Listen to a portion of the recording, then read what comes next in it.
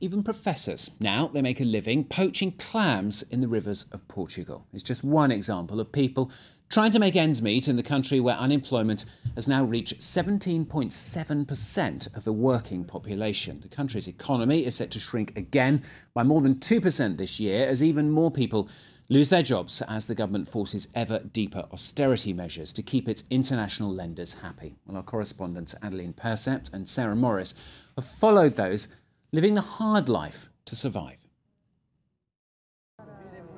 It's 8 o'clock in the morning on the banks of the River Tagus in Lisbon. We're boarding this small boat along with Yulish, Antonio and Vitor. They're all unemployed and all poachers. The only way they've found to survive is to dive down for clams in the river to sell on the black market. We go to the sandbanks in the middle of the river. That's where the clams are, and the people who are collecting them. They're all trying to make ends meet. The number of people coming here is rising all the time as unemployment continues to climb. In Portugal, where the Troika has imposed an austerity regime for the last 2 years, the unemployment rate has hit 18% of the active population. A new record here. These clam hunters say they earn between 500 and 600 euros a month. It barely gives us enough to live on. We sell the clams for €2.25 a kilo. That means you need tons of them. Our expenses are also quite high. Sometimes we take the boat out and we don't find anything. Every day they go out, these men risk their lives. In order to evade police controls, they dive without using a signal buoy. The currents are strong, visibility poor.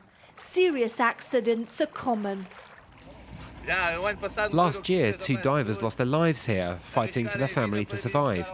We could end up dead, or the police could come along and take all our equipment. You have divers who sometimes panic because under this water you see absolutely nothing. You can't even read the oxygen indicators on the bottles. People with little experience have problems. Sometimes the illegal fishermen are caught and fined 500 to 3,000 euros. Those who dive can be fined, but also those who pick up clams on foot. During the few hours when the water is low, there are more and more men here plunging their spades into the sand. Almost everyone is unemployed. The clams don't make us enough to pay our bills, but we have to survive. That's just the way it is. When we can't fish, we stay at home doing nothing. People pay me €1.80 a kilo. It's nothing at all. A few years ago, clams cost 20 euros. 20. The problem is that there are starting to be too many of us doing this.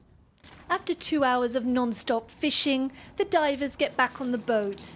Their day's haul is disappointing. I've collected about 60 kilos, which means I've made about 50, 60 euros once my costs are paid. But that guy over here, he's losing money today. These clams will be sold to a wholesaler who will distribute them on the black market. They'll finish up at the end of the chain in restaurants in Lisbon and in supermarkets throughout Europe.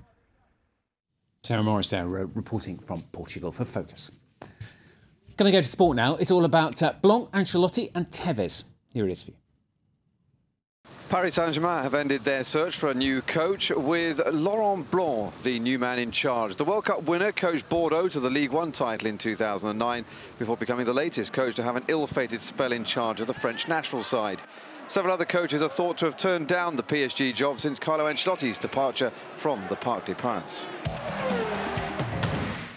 Real Madrid have announced Carlo Ancelotti as their new coach following the departure of Jose Mourinho at the end of the Spanish Liga season.